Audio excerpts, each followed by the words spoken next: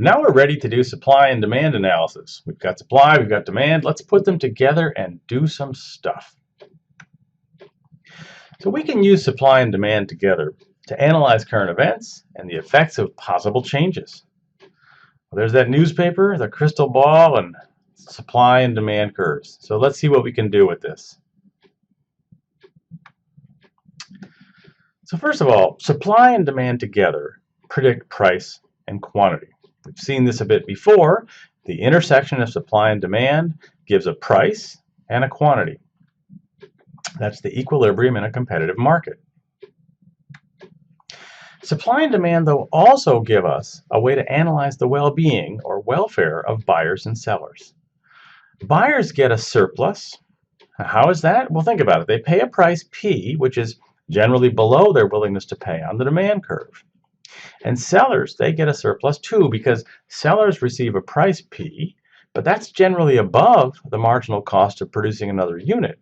How do I know that? Because think about what the supply curve is. The market supply curve is the horizontal sum of firm supply curves, and those firm supply curves were firm marginal cost curves. So there's some surplus for buyers and some surplus for sellers. Let me illustrate. So this diagram shows a demand and a supply curve, but here I'm focusing on these surplus areas. Total surplus is consumer surplus, which is the surplus that the buyers get, plus producer surplus, which is the surplus that sellers get. Now, what am I talking about? Well, each point along the demand curve reflects some consumer's maximum willingness to pay for the good. So at the very upper left, you see that there's somebody willing to pay quite a lot for the good in relation to the price that is going to be determined by the intersection of supply and demand. And as we move along the demand curve, we find people willing to pay successively less.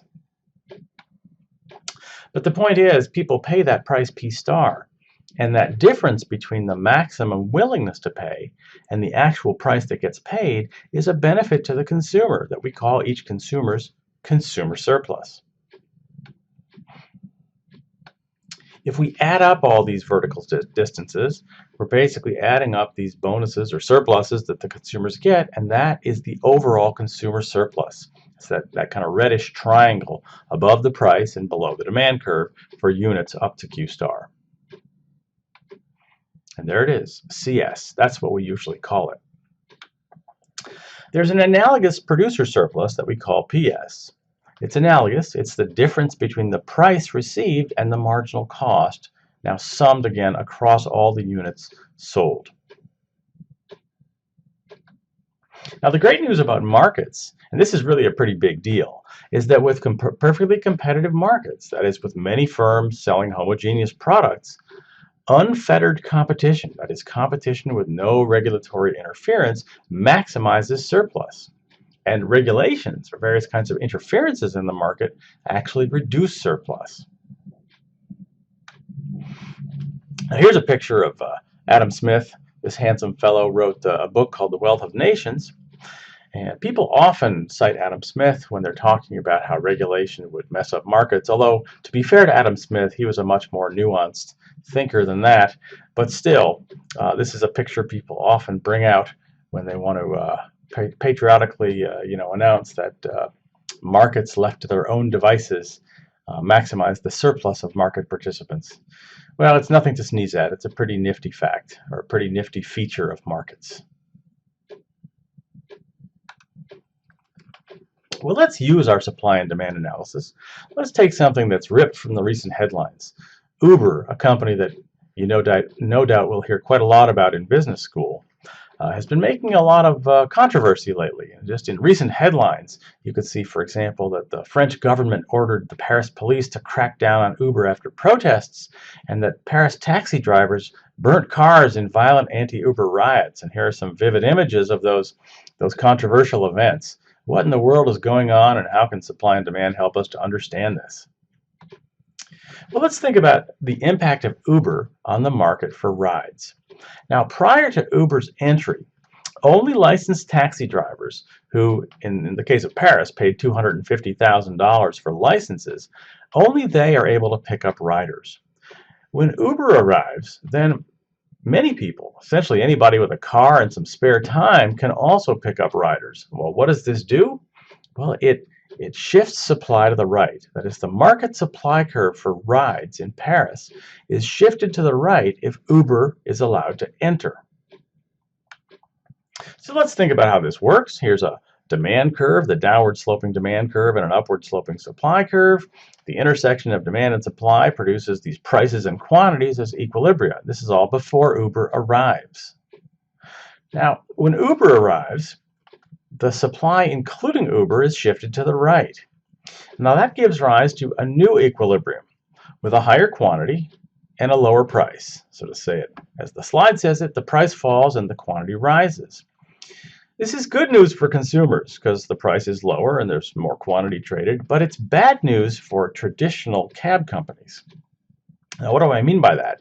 Well, in order to talk about good and bad news in this context, we wanted to go back to these surpluses. So consumer surplus prior to Uber's arrival is the triangle depicted here. When Uber comes and the price falls and quantity rises, consumer surplus increases. It picks up a trapezoid, so it becomes the bigger triangle. So that's the sense in which Uber's arrival is good news for consumers. Now, what about producers? Let's think about the traditional cab drivers as the incumbent producers, and their surplus is going to fall. Let me show you.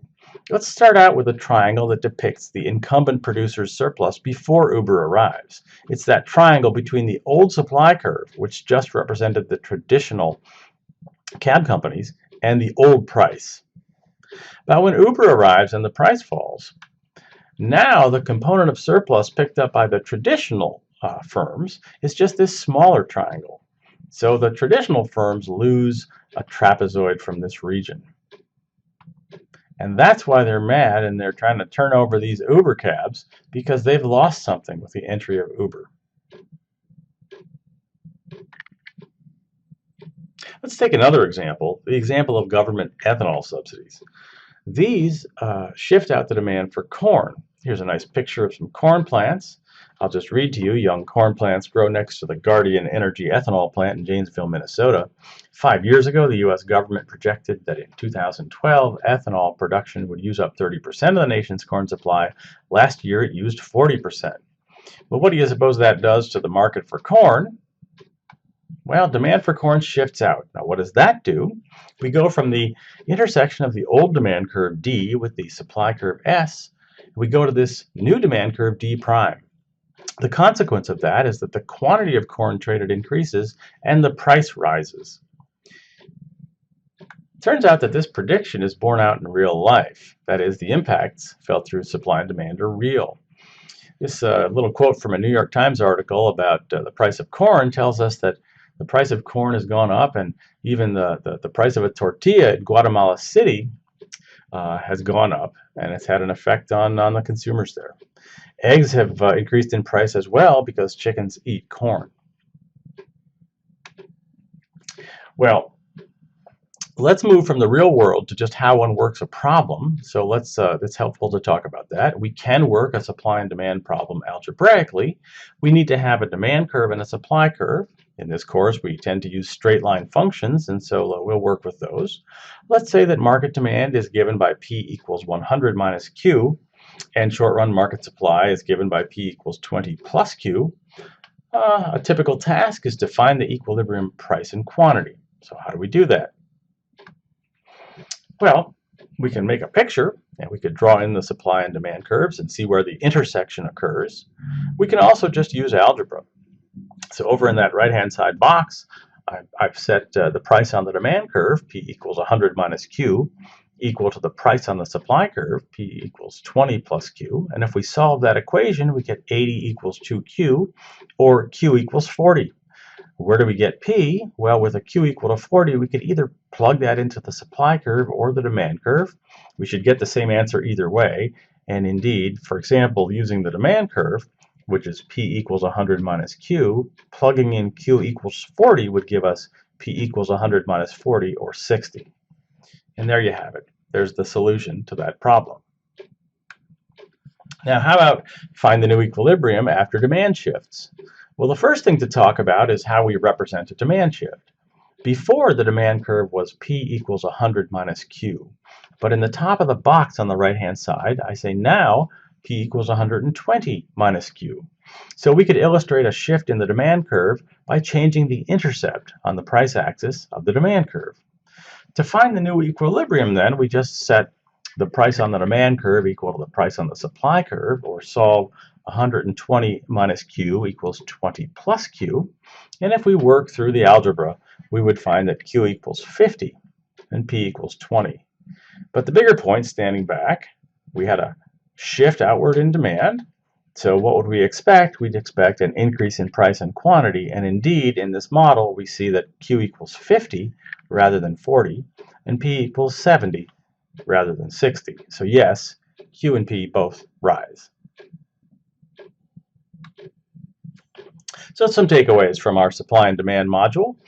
Given a demand curve and a supply curve, we can solve for the equilibrium by setting PD, that is the price on the demand curve, equal to PS, the price on the supply curve. Set those prices equal, then solve for Q. Now, of course, you could do it the other way by setting the Q's equal. That's why it says here, or vice versa. But either way will work.